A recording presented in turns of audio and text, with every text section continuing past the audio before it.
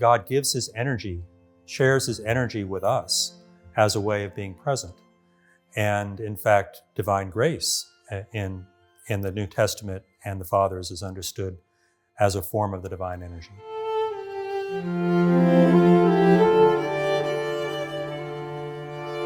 The essence-energies distinction is a central idea of Orthodox theology.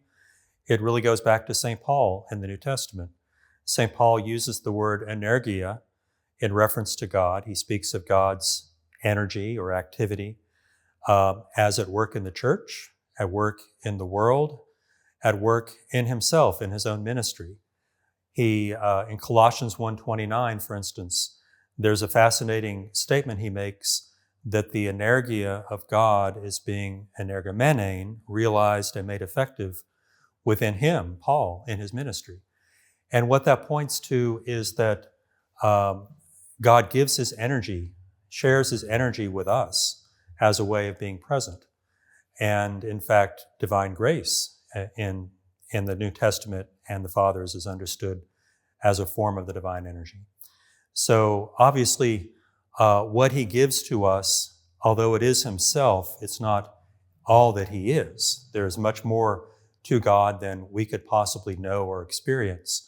And so that's why we refer also to the divine essence as that in God which is beyond human knowledge, and it's the source of the energies. The energies manifest God's essence in a sense, but we can never know the essence directly.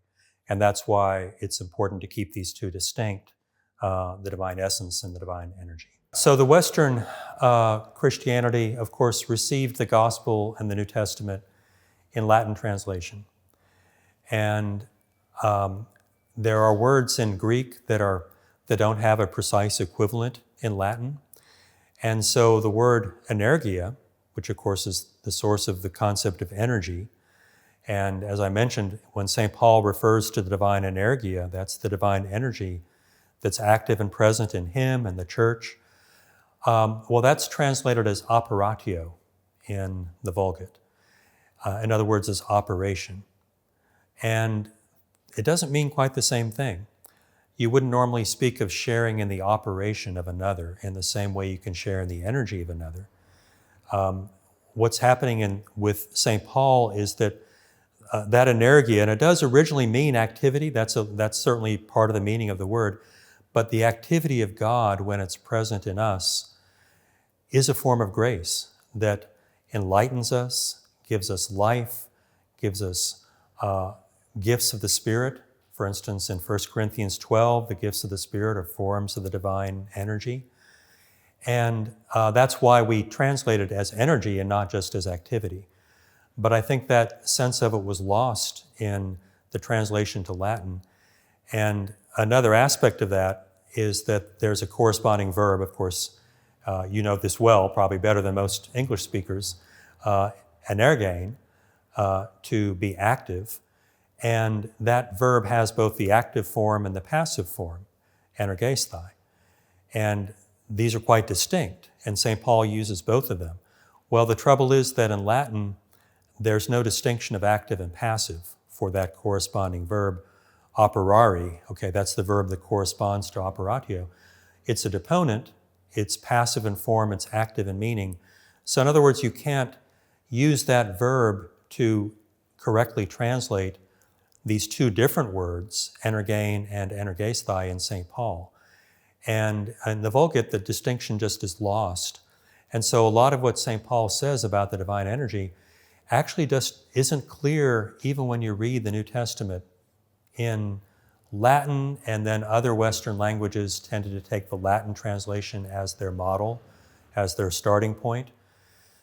So in English translations, usually it translates energia as operation or working, but never as energy. You almost never see that. So if you don't have the New Testament foundation of the idea, then you're missing the very beginning point. And the other thing that they didn't have for at least the whole of the Middle Ages, most of the writings of the Greek Church Fathers were not translated into Latin.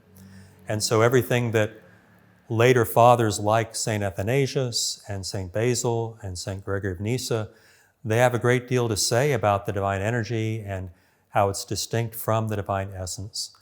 Well, those works were not translated, and so in the Middle Ages, during the era of Scholasticism, they just developed a whole different way of thinking about God.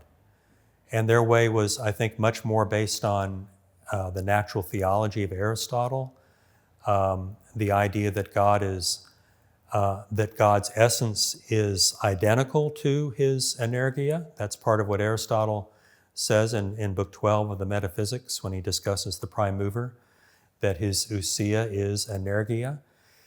And this becomes the doctrine of what's called God as actus purus, pure act, within Scholasticism. And that's an idea that really has no room for the essence-energies distinction, because God's, on that sort of a view, God's essence and his activity are identical.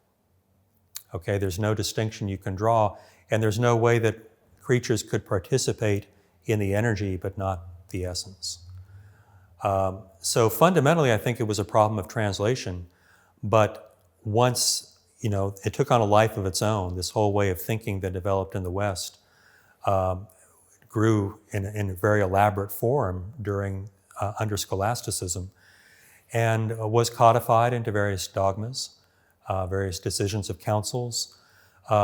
Just to give you an example, it was decreed, I think in 1240, at a council at the University of Paris, that it's heretical to say that the blessed never come to have a direct vision of the essence of God. That was considered to be heresy in the West, but it's something you find all over the place in the Greek Church Fathers. And they didn't realize that. They didn't realize they were actually condemning the view of the Greek Fathers. So from that point, though, it's a dogmatic decision, and everyone in the West is bound by that. So it's a very unfortunate, but because of the linguistic problem, these misunderstandings just survived and perpetuated.